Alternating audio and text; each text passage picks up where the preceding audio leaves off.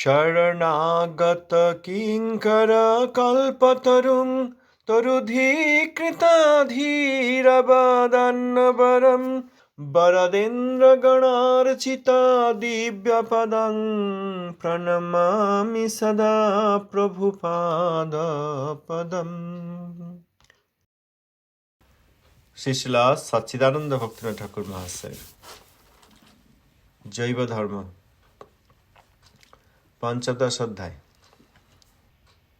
শ্রী রঘুনাথ দাস বাবাজি বললেন, এই যে লিঙ্গ শরীর, সূক্ষ্ম শরীর, এই সূক্ষ্ম শরীরেই আত্মার যে নিত্য শরীর, সেটি লুপ্ত প্রায় থাকে।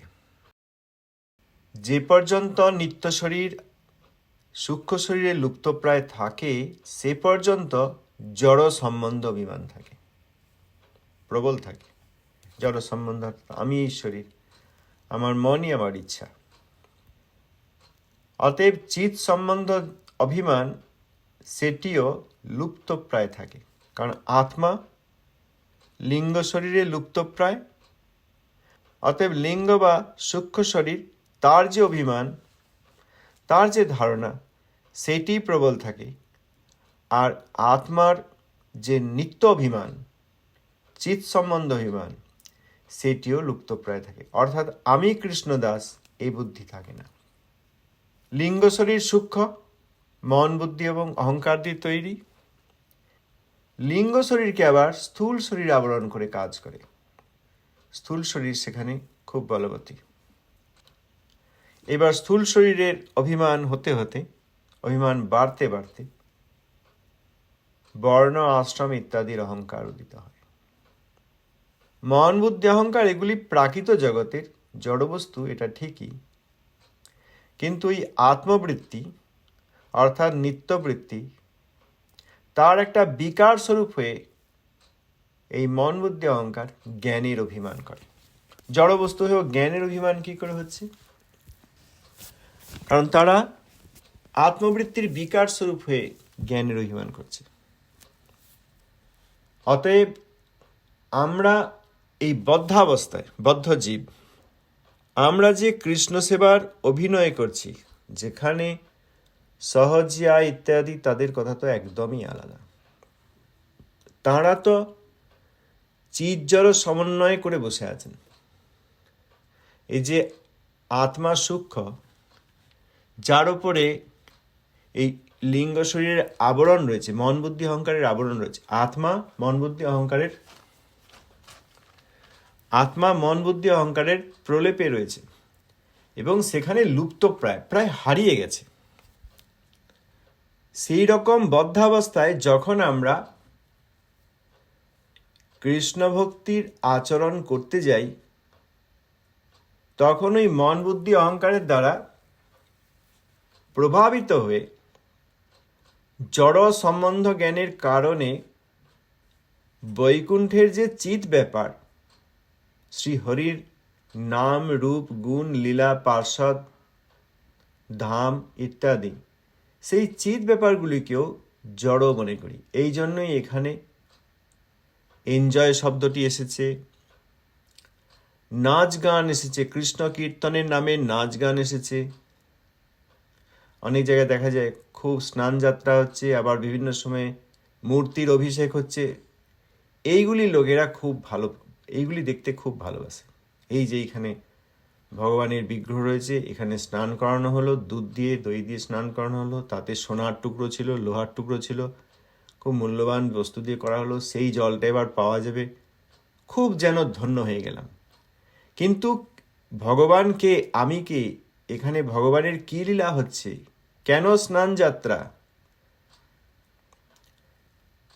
বিশেষ করে পুরীধাম শ্রী জগন্নাথ, বলরাম, সুভদ্রা দেবী, জগন্নাথ দেবের যে বিশেষ বিপ্রলম্ব ভাব, সে সময় আমাদের কোনো চিন্তা নেই।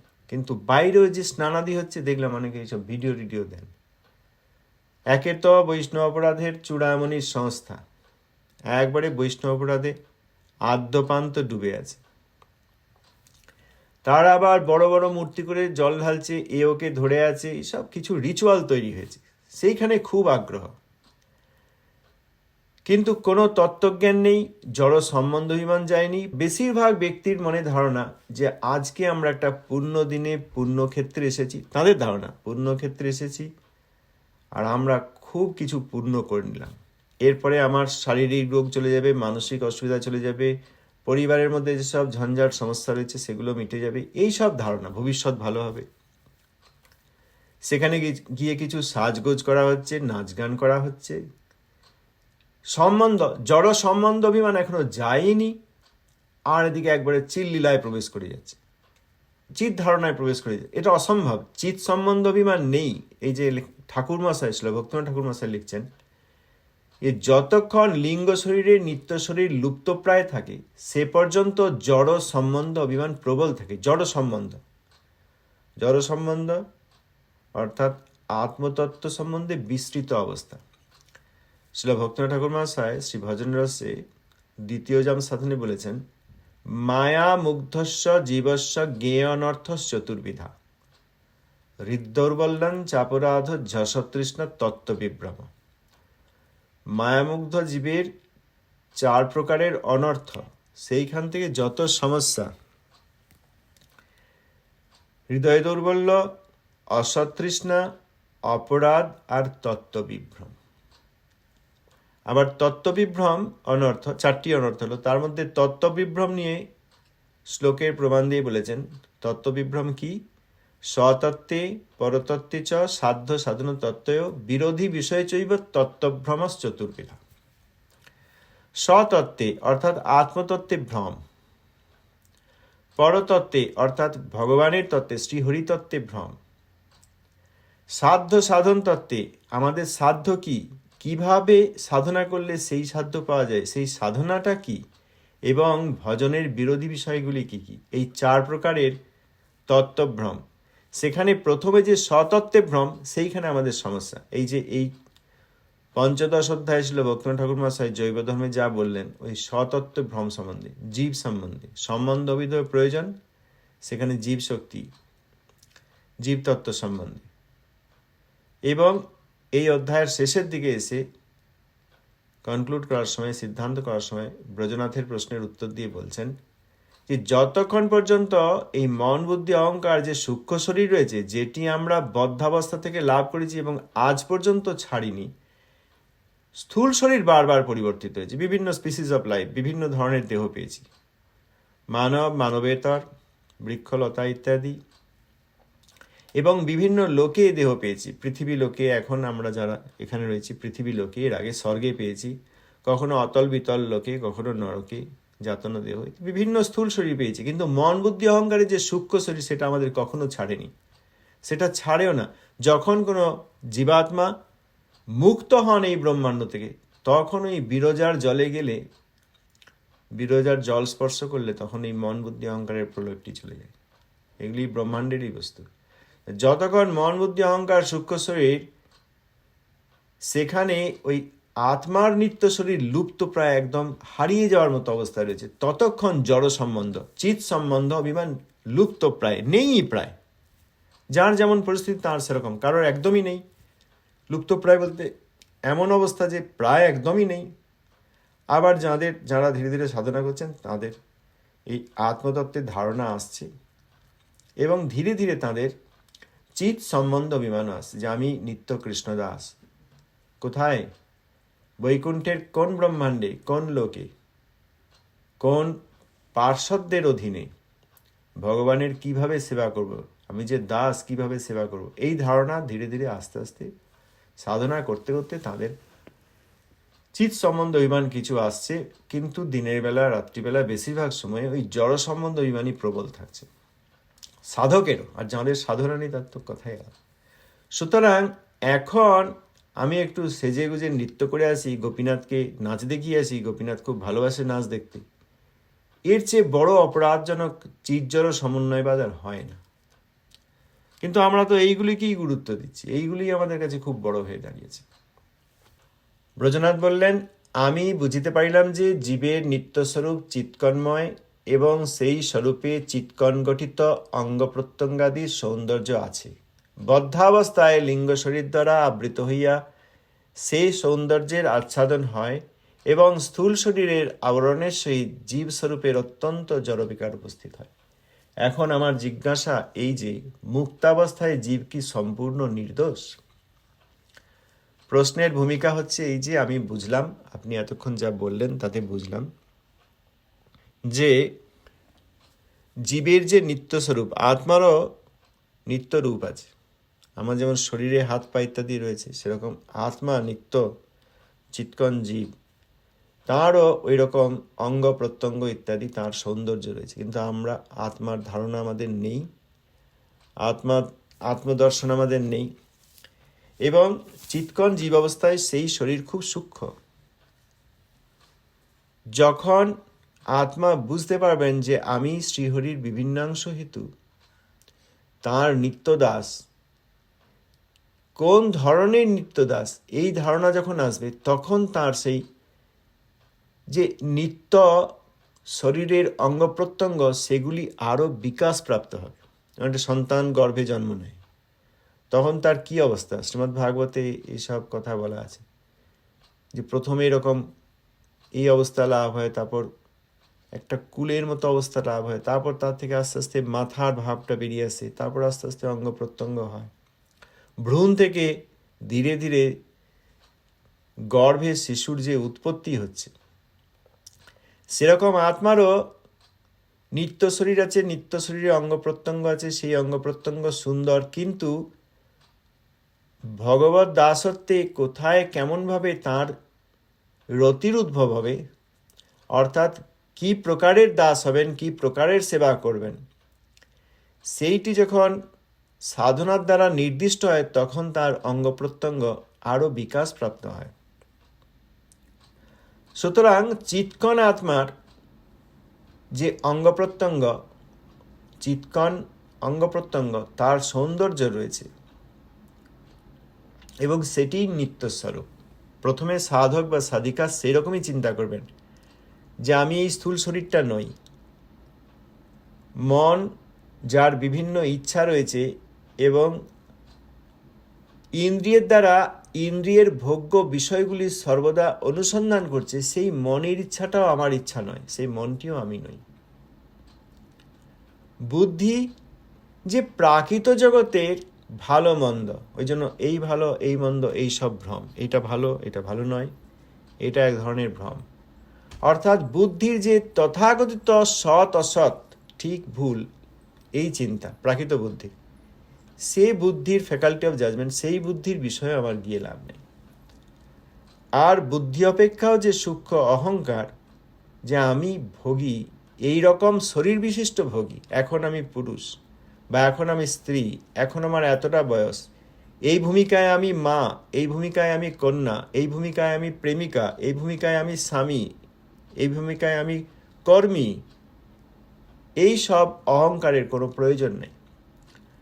আমি আত্মা এবং আমার নিত্য রূপ আছে, সুন্দর রূপ আছে,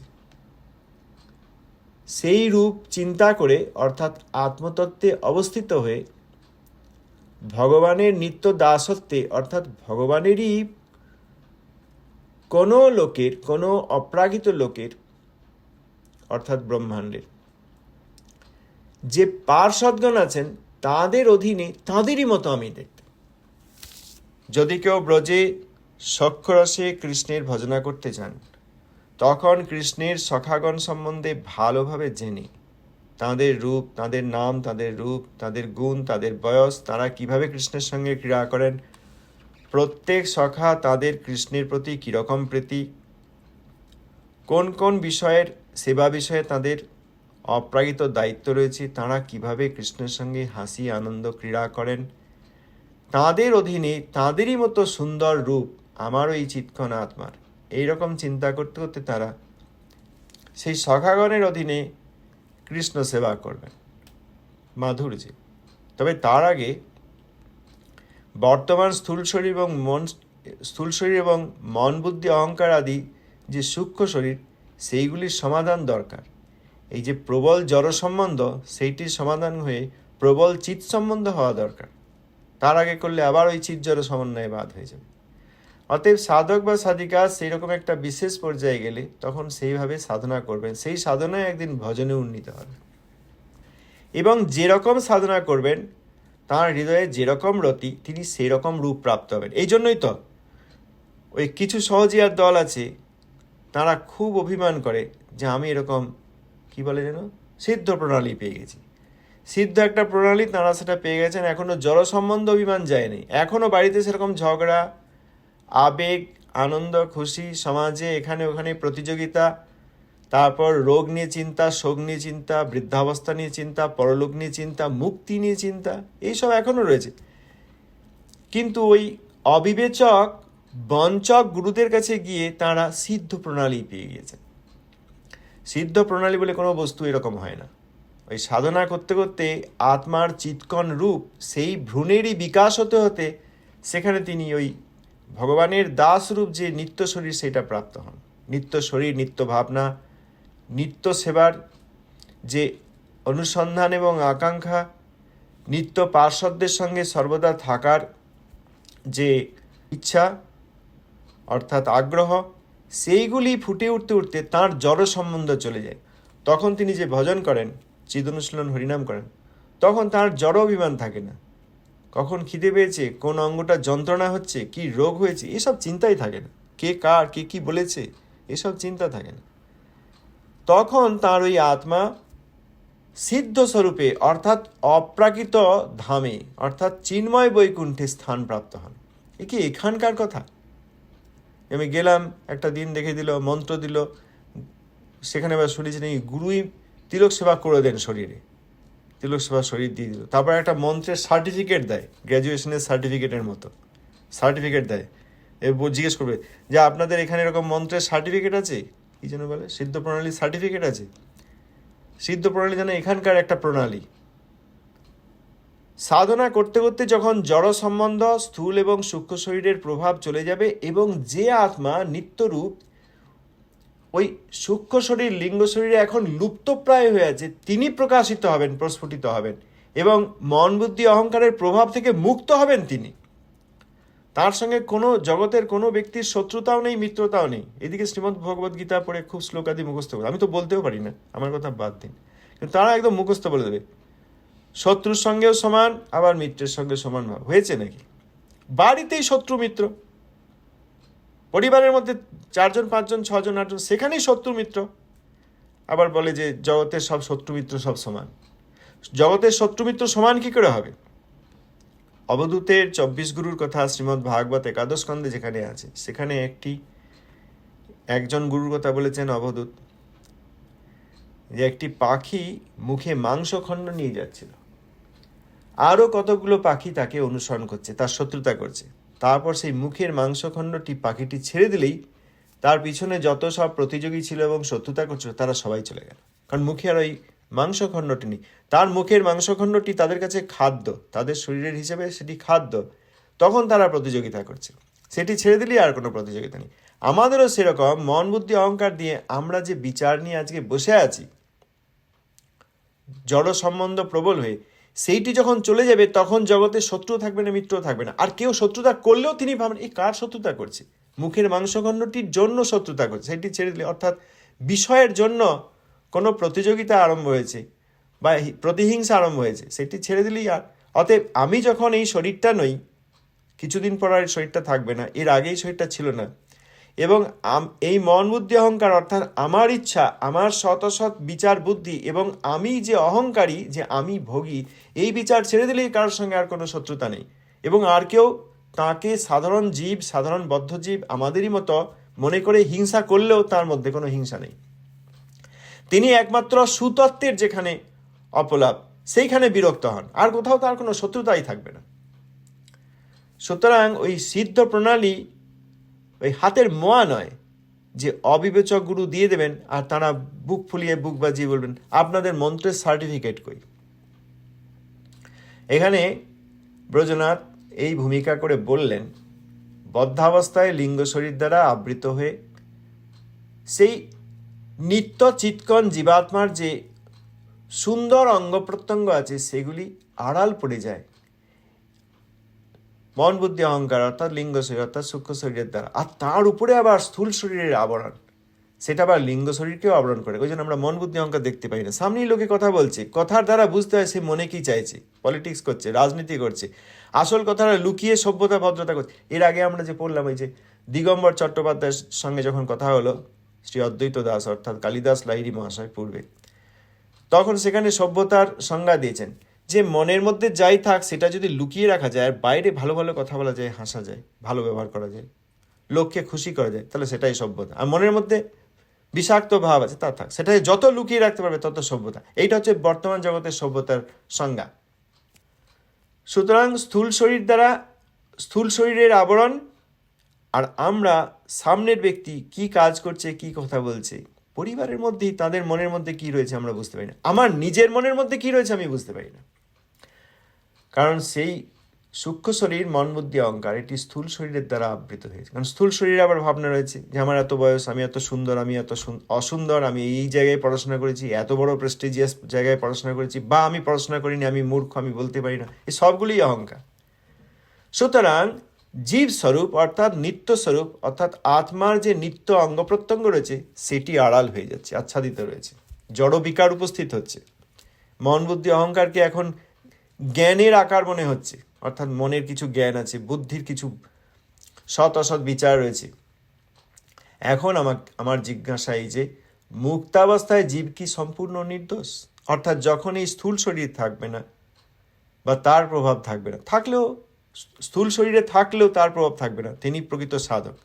তিনি সাধনায় সিদ্ধি লাভ করেছেন, শুধু সাধক নন, সাধনায় সিদ্ধি লাভ করেছেন, যার স্থূল শরীরের প্রভাব আর আত্মার উপর পড়ছে না, এবং সূক্ষ্ম শরীর মন বুদ্ধি অহংকারের প্রভাব আর আত্মার উপর পড়ছে না। সেই রকম অবস্থায় কি জীব সম্পূর্ণ নির্দোষ? এই হচ্ছে প্রশ্ন। বাবাজি মহারাজ বললেন চিৎকণ স্বরূপ নির্দোষ হইলেও অসম্পূর্ণ, কেননা অত্যন্ত অনুস্বরূপ ও দুর্বল। সে অবস্থায় এইমাত্র দোষ দেখা যায় যে বলবতী মায়াশক্তির সঙ্গক্রমে সেই স্বরূপ লুপ্ত হইবার যোগ্য থাকে। শ্রীমদ্ ভাগবত বলিয়াছেন যথা 10:2-32, যে অন্যে অরবিন্দাক্ষ বিমুক্ত মানিন স্তভাবাদ বিশুদ্ধ বুদ্ধয় আরুহ্য কৃচ্ছেণ পরং পদং ততং পতন্তধো অনাদৃত যুষ্মদংগ্রয়। এই শ্লোকের অর্থ আগে দিয়েছেন, ব্যাখ্যা করে বললেন অতএব মুক্তজীব যতই উৎকর্ষ লাভ করুন না কেন তাহার গঠনের অসম্পূর্ণতা সর্বদাই তাহার সঙ্গে সঙ্গে থাকিবে, ইহারই নাম জীব তত্ত্ব। এই জন্যই বেদ বলিয়াছেন যে ঈশ্বর মায়াধীশ ও জীব সর্বাবস্থায় মায়াবশযোগ্য। ঈশ্বরের জীবে যে ভেদ, সেখানে এইটি প্রধান ভেদ, ঈশ্বর মায়াধীশ আর জীব মায়াবশ। অতএব মুক্ত হলেও তার অসম্পূর্ণতা রয়েছে, তিনি ক্ষুদ্র। অতএব তিনি যত উৎকর্ষ লাভ করুন না কেন, এর মানে এখানে কি, এখনো তিনি বৈকুণ্ঠে যাননি, তিনি হয় ব্রহ্মলোকে গিয়েছেন ব্রহ্মজ্ঞানের দ্বারা, মুক্তি লাভ করেছেন ব্রহ্মাণ্ড থেকে, এবং ব্রহ্মলোকে গিয়েছেন তটস্থ স্থান, বা পরমাত্ম যোগের দ্বারা, যাদেরকে কুযোগী বলেছেন, এই জগতে যোগী বললে বড় কথা, যাদেরকে কুযোগী বলেছেন পরমাত্ম যোগী, তাঁরা যদি পরমাত্ম সান্নিধ্য লাভ করেও, পরমাত্মার সান্নিধ্য লাভ করে সিদ্ধলোকেও যান, তবুও পতনযোগ্যতা রয়েছে, কারণ জীব ওই অসম্পূর্ণ এবং ক্ষুদ্র, যে কোনো সময় মায়াবশযোগ্য, মায়া বশীভূত হতে পারে। মায়া বশীভূত, জড়মায়ার বশীভূত তখনই হবে না যখন বৈকুণ্ঠে প্রবেশ করে, কারণ বৈকুণ্ঠে সর্বশক্তি যোগমায়া দেবী আছেন, আর বৈকুণ্ঠ প্রবেশ করার আগে পর্যন্ত ওই কারণ সাগর, ব্রহ্মলোক আর সিদ্ধলোক এইগুলি তটস্থ অবস্থা, জীবশক্তির স্থান। অতএব সেখানে গেলেও পতনযোগ্যতা যায়। একজন খুব তর্ক করছিলেন, খুব বড় পণ্ডিত, তাকে এই শ্লোক দিয়ে প্রভুপাদ যে কথা বলেছেন, ভক্তিনাথ ঠাকুর যে কথা বলেছেন বললে আর তার কাছ থেকে আর কোনো জবাব আসেনি।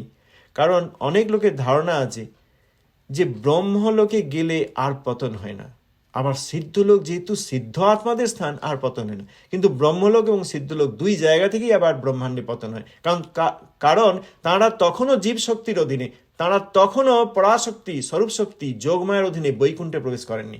এবং সেই জন্য শ্রীহরি নিত্য এবং তিনি আমার প্রভু, আমি নিত্য এবং আমি তাঁর দাস, এবং আমি সর্বদা তাঁর সেবক, অর্থাৎ আমার সেবা করাই একমাত্র ধর্ম। এই তিনটি তত্ত্বকে তারা স্বীকার করেন নাই। ধন্যবাদ, প্রণাম। বলুন। বলছি, এটা বললেন মায়ামুগ্ধ জীবের যে 4 প্রকার অনর্থ, সেটা একটু আরেকবার বলবেন? হ্যাঁ, মায়ামুগ্ধ জীবের 4 প্রকার অনর্থ: অসৎতৃষ্ণা, তত্ত্ববিভ্রম, হৃদয় দৌর্বল্য আর অপরাধ। সেই তত্ত্ববিভ্রম প্রত্যেকটি অনর্থেরই আবার 4টি করে বিভাগ আছে। অতএব বিভাগ দেখলে 4টি অনর্থ আবার 16 প্রকার। সেখানে যে তত্ত্ববিভ্রম, সেই তত্ত্ববিভ্রম আবার 4 প্রকারে বিভক্ত। কি কি? স্বতত্ত্বে অর্থাৎ আত্মতত্ত্বে, পরতত্ত্বে অর্থাৎ শ্রীহরির তত্ত্বে, পর অর্থাৎ ভগবান, পরতত্ত্বে, এবং সাধ্য সাধন তত্ত্বে। কি আমার সাধ্য, আমি কি পেতে চাই, আর কি সাধনা, কোন সাধনার দ্বারা সেই বস্তু পাবো, এই সাধ্য সাধন তত্ত্ব। এই জন্য অনেকে, কেউ তপস্যা করছে, কেউ যজ্ঞ করছে, কেউ পুণ্য করছে ইত্যাদি। তাদের সাধ্য সাধন সম্বন্ধে ধারণা নেই। সাধ্য কৃষ্ণ সেবা, আর সাধন হচ্ছে সেই কৃষ্ণ সেবা পাওয়ার যে প্রচেষ্টা।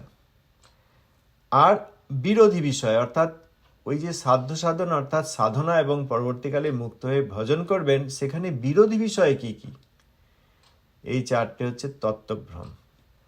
আবার অসতৃষ্ণা আরেক প্রকার অনর্থ, সেইটা 4 প্রকার: ঐহিকেশেষণা, পারত্রিকেষু চৈষণা শুভা, ভূতিবাঞ্ছা মুমুক্ষাচ ঝসতৃষ্ণা চতুর্বিধা।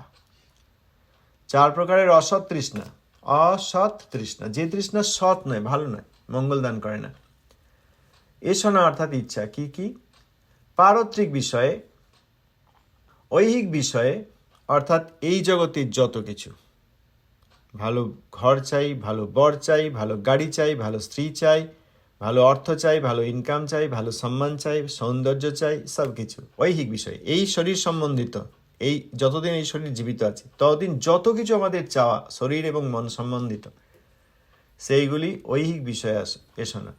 আবার পারত্রিক বিষয়, বুঝতে পারছি যে বেশি দিন তো এই জগতে থাকবো না, কোনো সময় তো আবার পরবর্তী জন্মে যাব, অর্থাৎ পারত্রিক, অর্থাৎ সেই জন্মে যেন আবার ভালো কিছু হয়। যোগ বিভূতি, যোগের দ্বারা আমি কিছু বিভূতি লাভ করব, হাতটা খালি দেখালাম, হঠাৎ সেই হাতের উপরে আপেল, এই যোগ বিভূতি। আর মোক্ষ কামনা, আর ভালো লাগছে না এই জন্ম মৃত্যু মরণমালা থেকে, আমি মুক্তি চাই, এই মুক্তি পিপাসা। এই 4টি হচ্ছে অসৎ তৃষ্ণা। আবার অপরাধ 4 প্রকার, আরেকটি অনর্থ অপরাধ: কৃষ্ণ নামে অপরাধ অর্থাৎ নমাপরাধ, 10 প্রকার হরিনামের চরণে 10 প্রকার অপরাধ। কৃষ্ণ স্বরূপে অপরাধ অর্থাৎ সেবা করতে গিয়ে বিভিন্ন অপরাধ, শ্রীমূর্তি বিগ্রহ, সেখানে বিভিন্ন সেবা অপরাধ। তদীয় অর্থাৎ ভক্ত, তাঁদের চরণে অপরাধ। আবার ভক্ত ব্যতীত অন্য চিৎকন জীব, যাঁদের এখনো ভক্তি বিকাশ হয়নি, সাধারণ জীব, মানব রূপে, মানবেতর প্রাণী রূপে, বৃক্ষলতাদি রূপে, বা এখন শরীর নাই এরকম রূপে যত জীব রয়েছেন, তাদের চরণে অপরাধ। নামাপরাধ, সেবাপরাধ, ভক্তের চরণে বৈষ্ণব অপরাধ, আর চিৎকন জীবের চরণে অপরাধ। আর হচ্ছে হৃদয় দৌর্বল্য। হৃদয়ে দৌর্বল্য, হৃদয়ে উইকনেস, বলে না, হৃদয় দুর্বল। দুর্বল হৃদয় অনেক কিছু চায়। তুচ্ছ অর্থাৎ সব কিছু যা কৃষ্ণ এবং কৃষ্ণ সেবা সম্বন্ধ নয়, সেইগুলির সম্বন্ধে শোনা। আমার একটা সোনার হার চাই, আমার একটা ভালো গাড়ি চাই, আমার একটা ভালো পরিবার চাই, এই তুচ্ছ বিষয়, কৃষ্ণেতর বিষয় অর্থাৎ কৃষ্ণ, কৃষ্ণ ভক্ত, কৃষ্ণ সেবা, এই সব বিষয়ে ছাড়া যত আসক্তি। কুটিনাটি অর্থাৎ কপটতা, ওই মনে এক আর মুখে এক। মাৎসর্য অর্থাৎ হিংসা, পরশ্রীকাততা, আর কারো ভালো হচ্ছে দেখতে পাই না, ওর বাড়িতে এরকম একটা ভালো এই জিনিস হয়েছে, বা একটা ওই পাশের বাড়ির ছেলেরা খুব ভালো পাস করেছে, বা ওদের খুব ভালো বিয়ে হয়েছে, বা ও খুব ভালো চাকরি পেয়েছে, ও একটা নতুন গাড়ি কিনেছে। পরশ্রীকাতরতা, আমার কেন নেই, ওর কেন হবে, পরশ্রীকাতরতা বা মাৎসর্য, হিংসা। আর হচ্ছে প্রতিষ্ঠাসা, লোকে আমাকে ভালো বলুক, লোকে আমাকে ভালো বলুক, আমার রূপ আছে বলুক, আমি লম্বা চওড়া বলুক, আবার এই রূপ শুধু নয়, হ্যাঁ আমি উপকারী খুব এটা বলুক, আমি দান ধ্যান করি এটা বলুক, আমার খুব এইসব জ্ঞান হয়েছে আমাকে জ্ঞানী বলুক, বা আমার মনটা খুব ভালো বলুক, মনটা খুব ভালো, দেখলি সঙ্গে সঙ্গে হাতের ঘড়িটাও খুলে দিয়ে দেয়, এর মনটা খুব ভালো, এইভাবে আমার সম্মান করুক, প্রতিষ্ঠাসা। প্রতিষ্ঠার আশা, যে আমাকে ভালো বলুক লোকে। এই হচ্ছে হৃদয়ের দুর্বলতা আছে হৃদয়ে, সেই জন্য আমরা এইগুলো চাইছি। এই 4 প্রকার অনর্থ এবং প্রত্যেকটি অনর্থ আবার 4 প্রকার। এখানে পঞ্চদশ অধ্যায়ে শ্রী ঠাকুর মহাশয় ওই জীব তত্ত্ব সম্বন্ধে বলেছেন, সব জীব সম্বন্ধে, জীবের উপরের আবরণ, মন বুদ্ধি অহংকারের আবরণ, তার উপরে স্থূল শরীরের আবরণ ইত্যাদি। অতএব স্বতত্ত্বে যে ভ্রম, যে আমি কে, হ্যাঁ, আমি পুরুষ সখী সাজবো, এটা হচ্ছে সখী বেকি। আবার আমি স্ত্রী সখী সাজবো, এটাও সখী বেকি। আগে আমরা একদিন আমাদের দিদি বলেছিলেন ছৌড়ত পুরুষ অভিমান। তো ছৌড়ত পুরুষ অভিমান, পুরুষ কোথায়? মানব শরীরের ওপর পুরুষ পরিচয়, আবার মানব শরীরের উপরেই স্ত্রী পরিচয়, দুটি ত্যাগ করতে হবে। এখানকার পুরুষভাবে যেমন কৃষ্ণ সেবা করা যায় না, এখানকার স্ত্রীভাবেও কৃষ্ণ সেবা করা যায় না। লক্ষ্মী না পাইলে সেই কৃপা অনুভব, অন্য দেবী কিসে পাবে সেই কৃপা বৈভব। অন্য দেবী অর্থাৎ এই পৃথিবীর দেবীগণ, পৃথিবীর দেবী যারা, অর্থাৎ স্ত্রী দেহ প্রাপ্ত হয়েছেন, লক্ষ্মীই পেলেন না, আর এই স্ত্রীগুলো নিচে ঘেমে পাবেন। অতএব পুরুষেরা সখী সাজলে যেমন সাধারণ লোকে বুঝতে পারে যে এবার পুরুষ হয়ে কেন শাঁখা সিঁদুর পড়েছে, শাড়ি সায়া পড়েছে, লোকে হাসবে। আবার স্ত্রীগণ যদি ওই সাজতে গিয়ে গোপীনাথের সামনে নাচও বলে, সেও ওই একই সখী বেকি। তো ভুলে ভুলে বোঝানো যাচ্ছে না, জগতে সব চলতেই থাকছে। অতএব এটা হচ্ছে স্বরূপ ভ্রম, যে আমি এই প্রাকৃত শরীরটাকেই সাজিয়ে গুছিয়ে অপ্রাকৃত কৃষ্ণের হাতে তুলে দেবো। তার তোলে না, তারপরে এই জগতেই লোকের সঙ্গে ভাব ভালোবাসা হয়ে বিবাহ আদি করে। স্বতত্ত্বে ভ্রম।